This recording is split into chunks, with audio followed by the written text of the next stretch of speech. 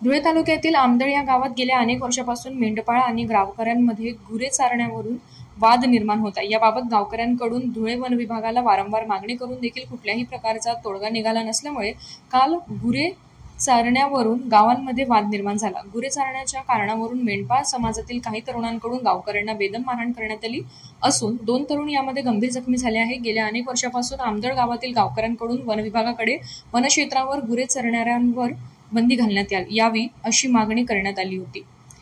मात्र याकडे वन विभागाने दुर्लक्ष केल्यामुळे मेंढपाळांमध्ये आणि गावकऱ्यांमध्ये वारंवार वाद होत आहे। यावर उपाय म्हणून मेंढपाळांना आणि गावकऱ्यांना 2 भाग करून त्यामध्ये चराई करण्याचे सांगण्यात आले होते। मात्र तरी देखील मेंढपाळांकडून गावकऱ्यांच्या जनावरांसाठी असलेल्या क्षेत्रांमध्ये मेंढपाळे आपले गुरे घेऊन चराई करत असल्यामुळे हा वाद निर्माण झाला आणि या वादाचे रूपांतर हे तुफान हाणामारीत झाले।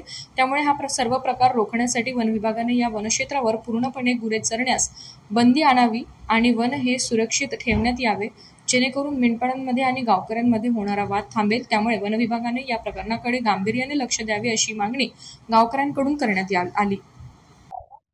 नमस्कार, माझं नाव गजानन वामन मराठे। मी आमदळ या गावाचा रहिवासी आहे।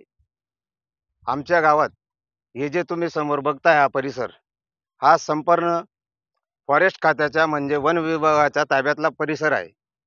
पण आज वन विभागाचे अधिकारी वगैरे यांचं ह्या जागेवर कुठल्याही प्रकारचं लक्ष नाही, संपूर्णपणे दुर्लक्ष आहे। त्याच्यामुळं आज या जंगलाची जी अवस्था झालेली आहे, ही 25 वर्षाच्या अगोदर जी अवस्था होती ती अवस्था वेगळी होती आणि आजची अवस्था फार बिकट आहे। इथं कुठलाही प्राणी राहू शकत नाही, कुठल्याही प्राण्याला चारा मिळू शकत नाही, अशा प्रकारची इथे अवस्था झालेली आहे। तरी गाई म्हशींना चारा नाही, गावकऱ्यांना जे म्हटलं जातं सामाजिक वनीकरणाचं जे ब्रीदवाक्य आहे, गुरांना चारा, आणि जनाला लाकडं घरच्या घरी, सामाजिक वनीकरण येताधारी, या ब्रीदवाक्याची संपूर्णपणे वन विभागाने पूर्ण वाट लावलेली आहे। आणि वन विभागाकडे माझी एक विनंती आहे की वन विभागाने याच्याकडे त्वरित लक्ष घालून याच्यावर संपूर्ण शासनाचं पूर्णपणे नियंत्रण आणावं आणि या वन विभागाच्या जमिनीला संपूर्णपणे बंदिस्त करण्यात यावं, ही आमच्या गावाकडनं मागणी आहे।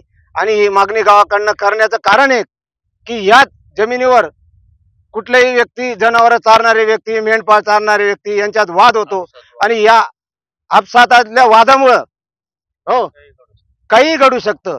आणि या वाद विकोपाला न जाण्यासाठी आमची शासनाला विनंती आहे की हे क्षेत्र तुम्ही बंदिस्त करा, एवढीच आमची शासनाकडे मागणी आहे।